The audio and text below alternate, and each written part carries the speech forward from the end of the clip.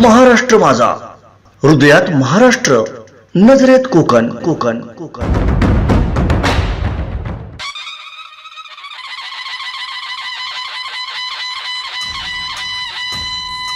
महाराष्ट्र माझा digital news चॅनलच्या द्वितीय वर्धापन दिनास हार्दिक शुभेच्छा।